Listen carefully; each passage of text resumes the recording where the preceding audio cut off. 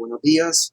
Luego de realizar el respectivo verificación sobre los estudiantes que se encuentran presentes, vamos a proceder a continuar con la clase y antes que nada poder coordinar con ustedes lo que va a realizarse como evaluación final. Si bien es cierto, son 10 estudiantes y que evidentemente el parcial se puede hacer inclusive hasta oral, lo ideal es que realmente tomemos alguna otra expectativa para realizar dicha modalidad de, de parcial. Yo les propondría a ustedes saben que el parcial no es esta semana que viene, es la semana más arriba, pero es simplemente para ir coordinando desde ahora. Yo les propondría a ustedes que realizaran intervenciones desde el punto de vista oral. Eso sí, cada estudiante haría su exposición a medida que tuviera el tiempo para ello. Los temas que evidentemente me gustaría tratar con respecto a esto son eminentemente técnicos. No sé si me permiten un minuto para coordinar cuáles serían los temas que trataríamos para el examen final. Un momento. Nuevamente nos encontramos los temas que verdaderamente se harían, lo vamos a estructurar en grupos de dos. O sea, vamos a hacer las intervenciones en grupos de dos. Los temas son los siguientes. Aquí está Alejandra. Sí, aquí está Alejandra. Alejandra, en el evento para que puedas anotar, para llevar el control de cuáles serían los grupos que se estructurarían el día de hoy para que puedan tener un tiempo de investigación y puedan hacer por lo menos una objetividad de lo que va a ser el examen final. En este momento, el examen final va a hacer referencia a lo que es el consentimiento informado. O sea, vamos a tocar exclusivamente todo lo referente al consentimiento informado. Entonces, el primer tema que vamos a investigar, hace referencia a el deber objetivo del diagnóstico. O sea, de una u otra manera, toda esa información básica que se predica antes de ejecutar el respectivo tratamiento. Esto es referente al área de la odontología. Posteriormente, el segundo grupo va a hablar sobre lo que es el deber objetivo de lo que tiene que ver con el tratamiento.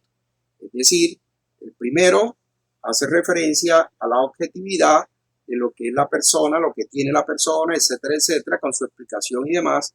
Y después viene el deber objetivo de explicar todo lo que equivale a ese tratamiento.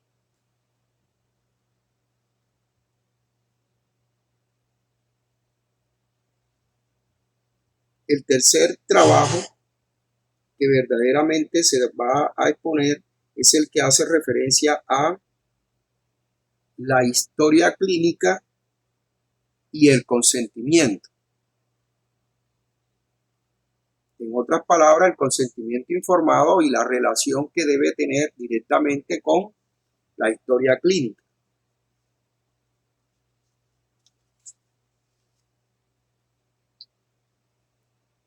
¿Cuántos temas llevamos? Tres. Bueno, el cuarto tema hace referencia a la teoría de la posición de garante. Teoría de la posición de garante. Nosotros en clase hemos tenido la oportunidad de hablar un poco sobre esa teoría cuando estudiamos el nexo causal. Recuerden cuando hablábamos de los grados de imputación.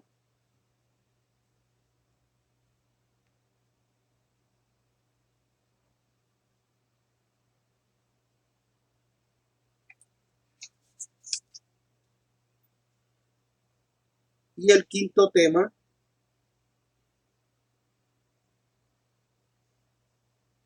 es la prudencia odontológica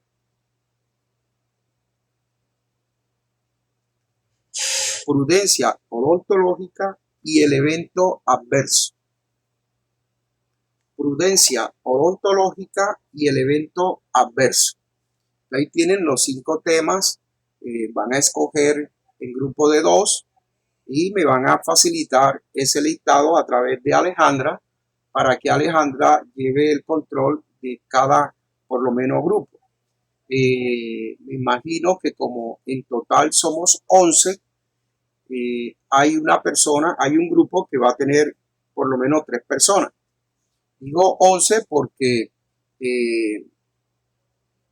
Gisela no aparece en el listado que me soporta la universidad. Gisela aparece en el listado con la persona que les explica lo que es práctica forense o medicina forense. No sé cuál es la materia, no sé si me corrige Gisela, cuál es la materia que se computa con la de responsabilidad civil.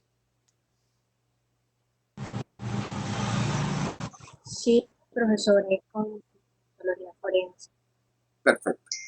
Bueno, ya una vez manifestados estos puntos, nos corresponde adentrarnos a la clase correspondiente. Alejandra ya manifiesta que el grupo de ella va...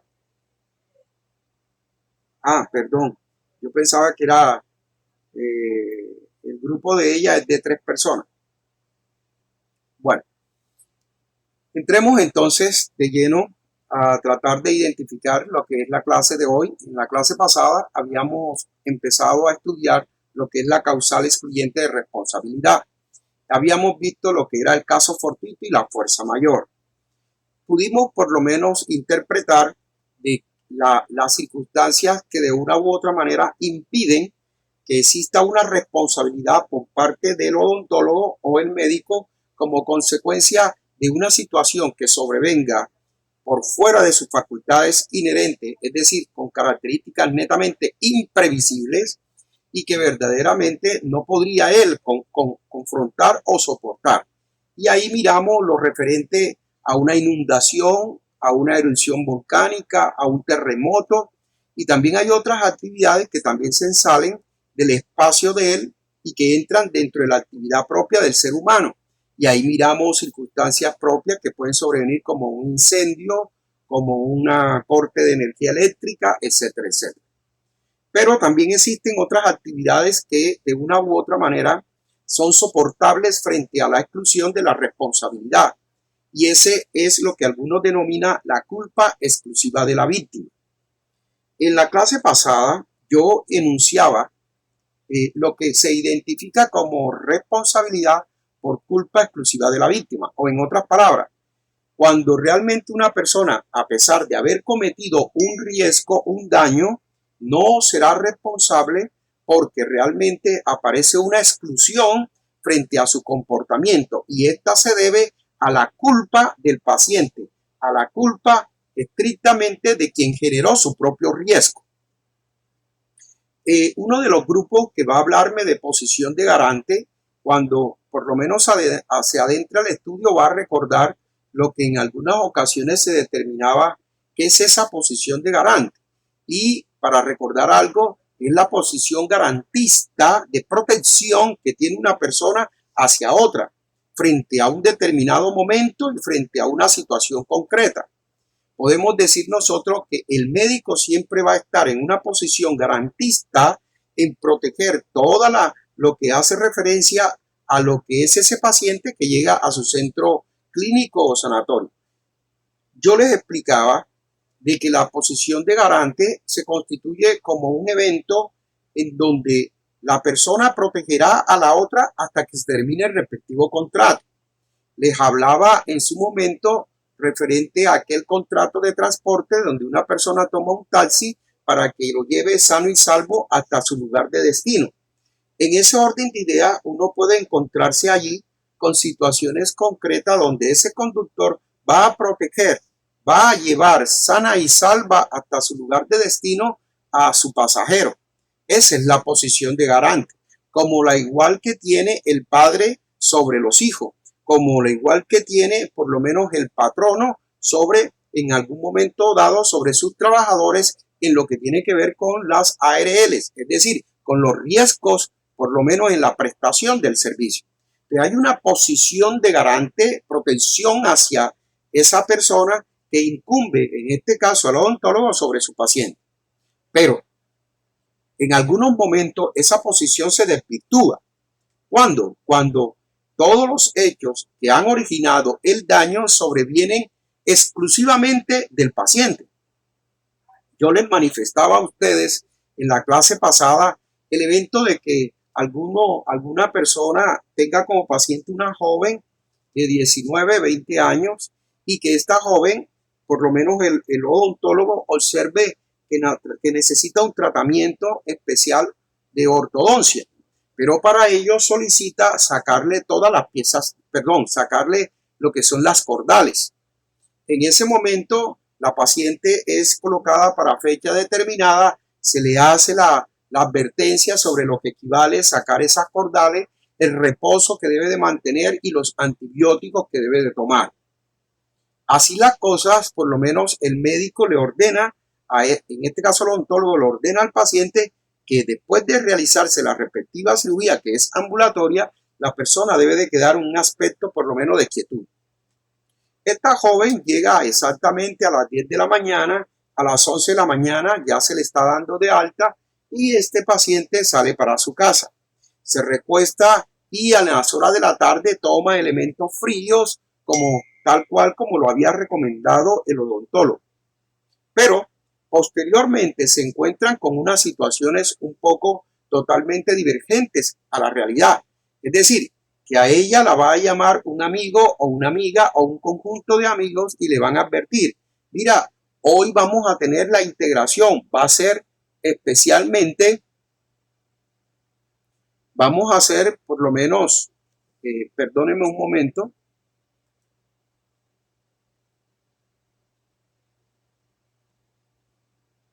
sí señor, eso era, Víctor Javier me pregunta que habíamos quedado en que íbamos a exponer cada grupo y ese iba a ser la nota del parcial. Sí, señor, así es. El tema de hoy es el mismo, lo único que ha cambiado es sobre qué tema. Doctor, lo que pasa es que usted nos había mandado a realizar unas exposiciones para hoy sobre casos fortuitos, fuerza mayor. Ah, no, es que precisamente, y sobre ese iba a ser el parcial, ¿no? Sí, usted había dicho. Sí, no puede ser. Sí, Corrígeme, Alejandra. sí. ¿Es así, Alejandra? Alejandra no entró a la clase. Doctor, es que yo el viernes pasado no pude entrar a la clase, Ah, entonces no perdón, sabría es cierto. decirle. ¿Y cuáles temas se estructuraron, Javier? Usted colocó fuerza mayor, caso fortuito, culpa exclusiva de la víctima. Eso quedó hasta en el grupo de WhatsApp donde todos escogimos los temas. Y culpa de un tercero. Ujú. O sea que esos temas son los que se habían para el examen final. Correcto. Se habían estipulado Y para hoy, sí. correcto. Y les pregunto algo, en aras de adelantar un poco el temario. ¿Ustedes están preparados para comenzar el día de hoy? Pues nosotros trajimos las presentaciones, bueno, mi grupo trajo la presentación hecha, pero no sé los demás. Bueno, si Sí, no el mío Eh, también si tiene no- la presentación hecha. listo, entonces comencemos el día de hoy. Vamos a tratar de adelantar hoy con el grupo de Javier Ferrer. Y sí, evidentemente eso fue lo que se acordó. Discúlpeme, yo me fajé ayer a tratar de buscar un tema súper interesante y efectivamente lo vemos en la próxima clase, yo lo explico. Entonces, comencemos, Javier. Puedes tener la posibilidad de organizar las diapositivas porque está abierto el sistema.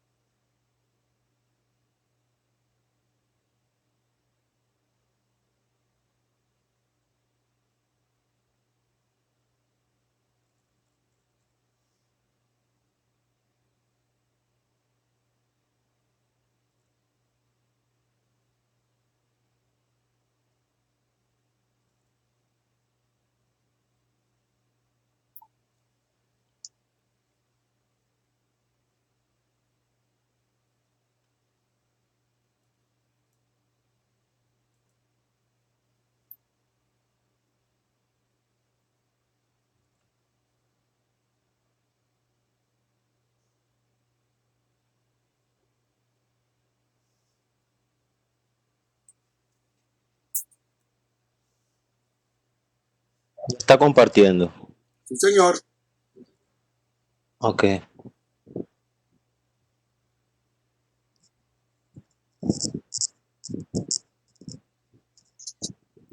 Tienes que activarla. La pantalla completa, sí. Sí, señor.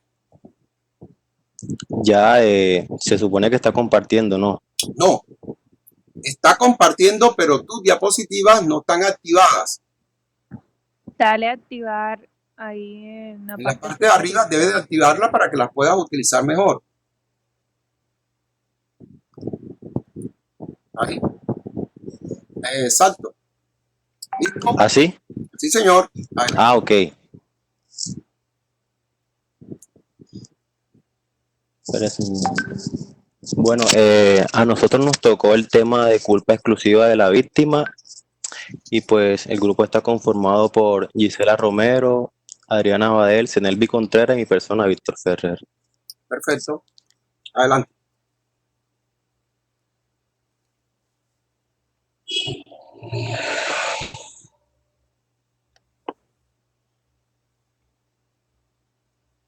Bueno, ¿me escuchan bien?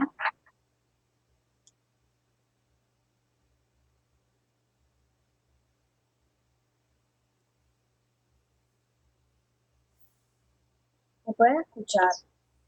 Si nosotros te escuchamos, o por lo menos yo te Sí, escucho perfectamente. sí te escuchamos. Bueno, las causales exonerativas de la responsabilidad, estas son las causales que impiden efectuar una imputación. Dentro de estas causales se encuentran la fuerza mayor, el hecho de un tercero o el hecho de la víctima. Estas son las causales únicas, exclusivas, que van a determinar un daño, que son las causales exonerativas de responsabilidad. Estas cada una tienen unas características que van a indicar cuándo van a entrar, por decirlo de alguna manera, a ser válidas. Tienen unas características que se van a determinar, ya estaremos explicando las características del hecho de la víctima, que es la que nos corresponde hablar hoy. Ujú.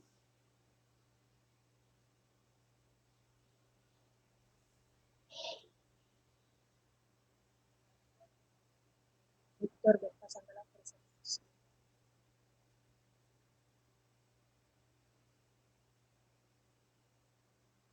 Estoy pasando, ya pasó. Dale, pasa. La siguiente diapositiva. Ya la cambié, doctor. Bueno, Sí, ya está. bueno. En el hecho exclusivo de la víctima, este puede ser eh, atribuido la culpa absoluta o el hecho a la víctima, la culpa completamente a la víctima, o también exoneración parcial, cuando se divide la culpa entre las dos partes. Bueno, quien ha concurrido con un comportamiento por acción o por omisión, teniendo la culpa o no, a la producción o agravamiento de un daño, este debe asumir las consecuencias. Es decir, que si la víctima provocó el daño, esta debe ser responsable de ese daño. El demandado o la persona que, que le está haciendo un procedimiento o que está relacionada con ese daño.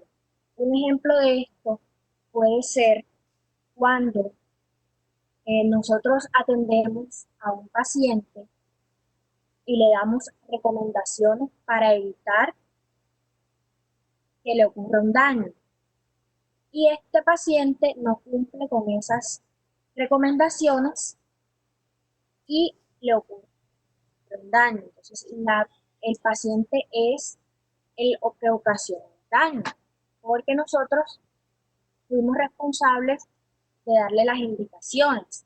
De pronto esa persona no quiere causarse ese daño y él no entendió bien las recomendaciones o simplemente se las quiso saltar, pensando que no le iba a ocurrir nada.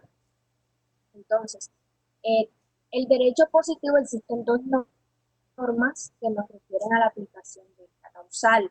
Está el artículo 2357 del Código Civil, donde se establece la aparición del daño está sujeta a la reducción si el que lo ha sufrido se expuso a él imprudentemente.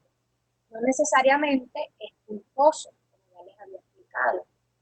Las personas no se quieren causar daño propio, de pronto no entienden las consecuencias, no asumen las consecuencias o no creen que les pueda suceder un daño o las hacen sin ninguna intención de causarse un daño propio.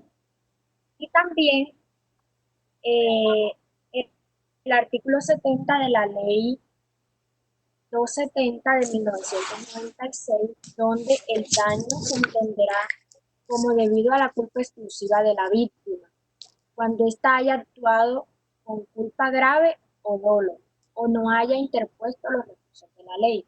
Esto se estará explicando adelante.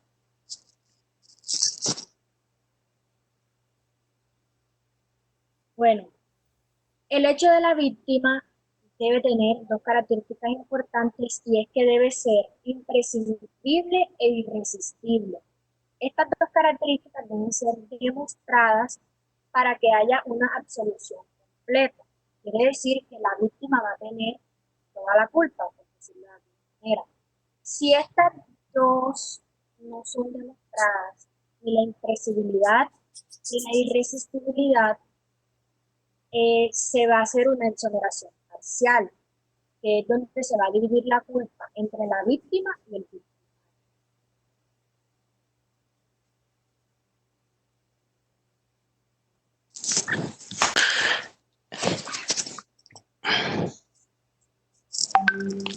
¿Me escuchan? Ay, pucha. Sí, claro, Javier. Bueno, pues como lo estaba diciendo mi compañera, pues el hecho de la víctima va a tener dos tipos de consecuencias, ¿ya? Dos tipos de características. En una se dan las exoneraciones totales y en otra las exoneraciones parciales. En las exoneraciones totales, pues se refiere, dice que el comportamiento de la víctima puede ser la causa única y exclusiva y determinante en la producción del daño, evento en el cual habrá una exoneración total de responsabilidad. Aquí lo que quiere decir es que, o sea, quien va a tener exclusivamente la culpa va a ser la víctima, ¿ya? Aquí, pues, no se va a hacer la imputación a la persona demandada, que es a la persona que, pues, entre comillas, causó el daño, ¿ya? Pues, en razón de que la causa, o la última persona a la quien se le causó la imputación fue al demandado. Razón desde, si bien viene desde un punto de vista causal, este fue, pues, entre comillas, el último quien causó el daño, ¿ya? Entonces, pues, este no lo es imputable. No, o sea, a este no se le causa el daño, a este no se le acusa de haber hecho el daño por el comportamiento de la víctima, quien fue quien se expuso a sufrir su mismo daño. Un ejemplo, pues, relacionado con la odontología es, pues, por lo menos a una consulta llega un paciente, ya el cual, pues, decide, pues, viene porque quiere realizarse unas extracciones, ya. Dichas extracciones, pues, en el momento de que se le realiza el tratamiento, pues se le hace todo el proceso de la extracción, termina con éxito y al terminar el procedimiento se le dan unas indicaciones al paciente. Ya esas indicaciones, pues, se le dan por escrito, que no debe agachar la cabeza, que no puede escupir, que no debe ingerir cosas frías, hielo, para que para que la vaya cicatrizando mucho más rápido, ¿ya? Y lo que hace es que no sigue esas indicaciones y hace lo contrario a lo que se le indicó. En este caso, pues quien pues tendría la culpa sería la persona o el paciente a quien se realizó el procedimiento, ya que pues no siguió las indicaciones, que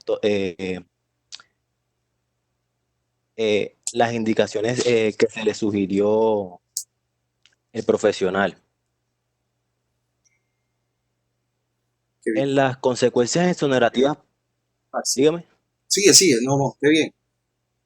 En las consecuencias exonerativas parciales, habla de que el comportamiento de la víctima puede concurrir a la producción del daño con el actuar del demandado, siendo ambos comportamientos demandantes adecuados y eficientes en la producción del daño, a título de causalidad, Con causa. evento en el cual tiene aplicación al precepto del artículo 2357 del Código Civil, que nos enseña que en este caso la apreciación del daño está sujeta a reducción.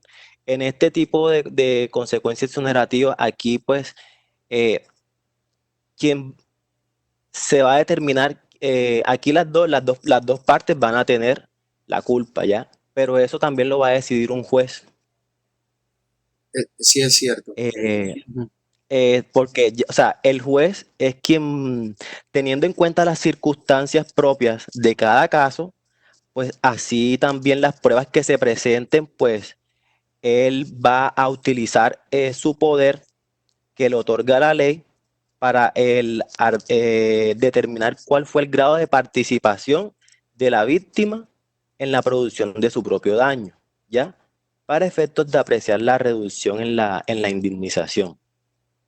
Así es. Aquí, este, pues, retomando un poco el ejemplo anterior, se puede también, pues, el paciente se le hicieron las exodoncias y pues, la persona, el profesional, el odontólogo, eh, le indica a él que tome reposo, ¿ya? Pero no se lo hace por escrito ni nada, solamente le dice que tome reposo. Y la persona, pues, eh, no tuvo como la precaución no tuvo la precaución como de preguntarle de especificarle qué tipo de reposo debería tomar. Y él lo que hace es que se va, y él, o sea, piensa de que tomar reposo es no ir al trabajo pues quedarse en la casa. Ya estando en casa, pues el paciente se pone a hacer oficios varios en su casa y pues aquí pues tendría la culpa el odontólogo por no especificarle el tipo de cuidado que debería tener el paciente, y el paciente también tendría la culpa porque por no preguntar cuál era, o sea, cómo debía ser ese reposo que debía de tener. Muy bien.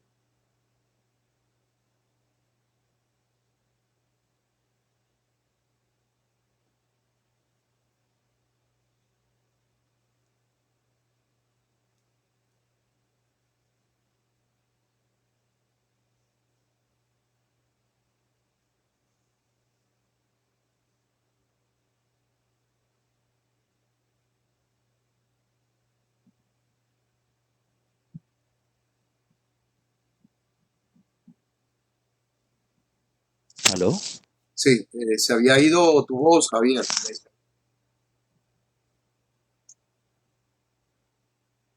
Javier,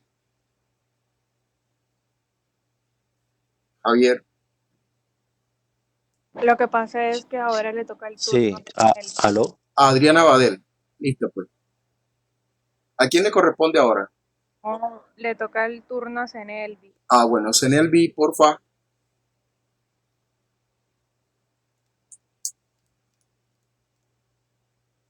Senelvi, no te escuchamos. No, no te escuchamos. Apaga el micrófono y vuélvelo a prender. Pero es que yo te veo con el micrófono cerrado, Senelvi.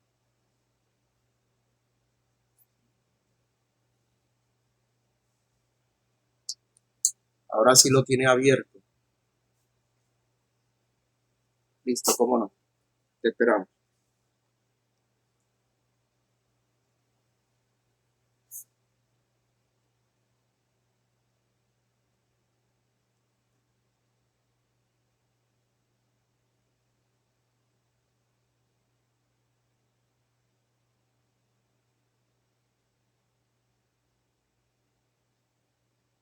Hola, Ahora sí te escuchamos. denme un segundo y me salgo del computador. ¿Cómo no?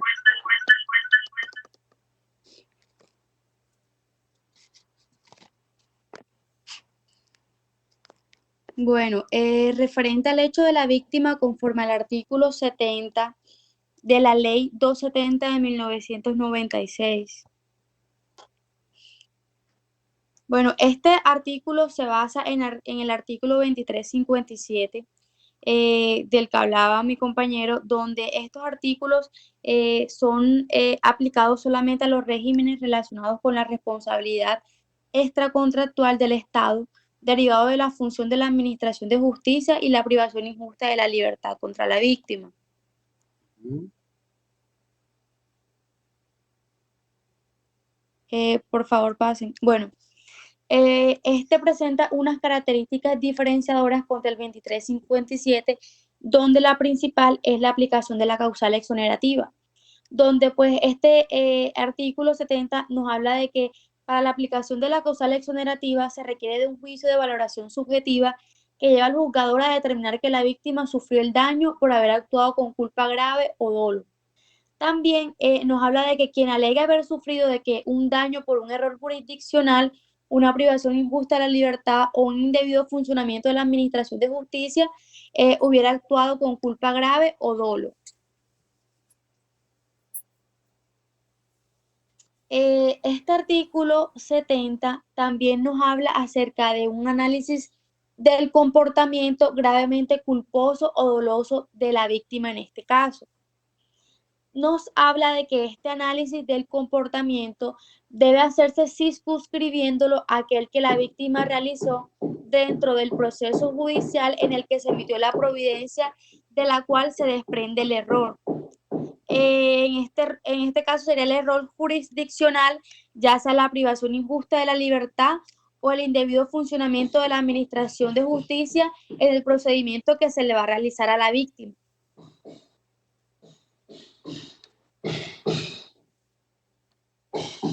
Bueno, también habla de que la exoneración de la responsabilidad al Estado ha de ser total y no como se habla en la 2357, que puede haber una reducción de la exoneración o una exoneración parcial.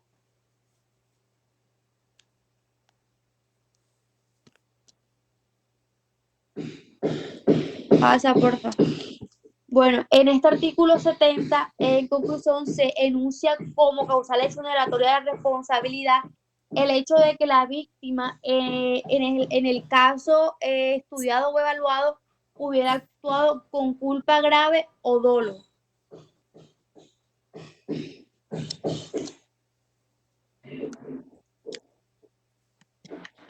Bueno, el hecho de la víctima y el deber de remediar el daño. En términos generales, la doctrina y la jurisprudencia han manifestado que si bien la víctima tiene derecho a que se le sea reparado el daño sufrido, también tiene de forma correlativa una carga especial fundamentada en buena fe, así como está obligada a tomar las medidas razonables con el fin de minimizar el perjuicio sufrido. La siguiente, por favor. Bueno, contemporáneamente, la jurisprudencia francesa ha reconocido que la timidez de exigir una obligación de minimizar los efectos del daño puede estar ligada al fundamento mismo de esa obligación. CN, porfa, apaga el audio.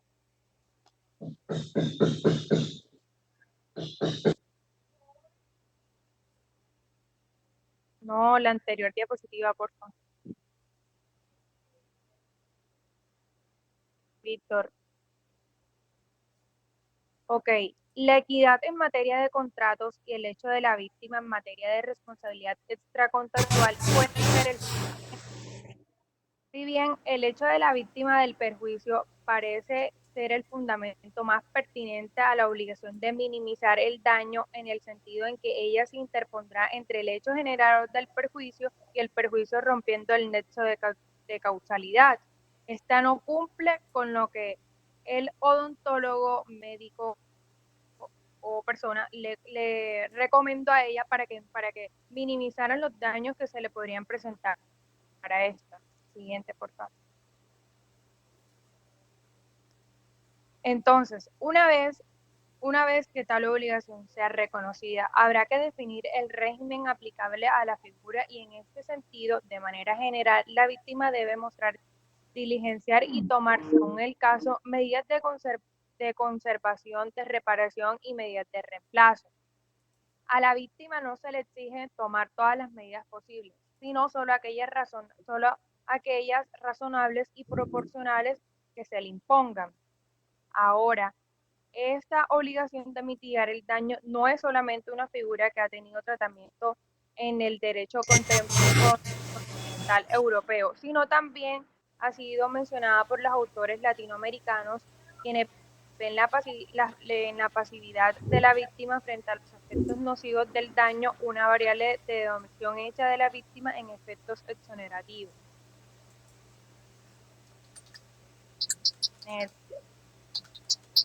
Bueno, entonces un ejemplo de todo esto es que, por ejemplo, no cabría reclamar por 2 años de privación de uso de un vehículo que nunca pudo ser reparado en 2 semanas. También el más común entre nosotros, ni por todos los daños derivados de una mala praxis médica, si el paciente no siguió el tratamiento aconsejado para mitigar sus lesiones. Entonces, de esta manera, que el incumplimiento de la obligación de mitigar el daño por parte de la víctima, entendida como el deber de utilizar todos los medios para poder que este daño no sea expansiva o sea grave, entonces esto se puede encuadrar como una de las manifestaciones de la cual exonerativa, denominada de forma genérica como hecho de la víctima. En el sentido, podrá verse disminuida la apreciación del daño, para retomar los términos, así como el artículo 2354 del Código Civil colombiano. Muchas gracias. Muy bien. Muy bien, de verdad muy bien. Me gustó, está muy completo, realmente me encantó, o sea, con ejemplos y demás. Muy bien, de verdad muchas gracias. Bueno, el siguiente grupo lo dejamos para la próxima clase. Entonces ahí vamos y vamos terminando con respecto a lo que vienen siendo las notas. Excelente, de verdad, me llegan las diapositivas al correo, por favor. Muchas gracias. Ok, doctor, yo se las envío.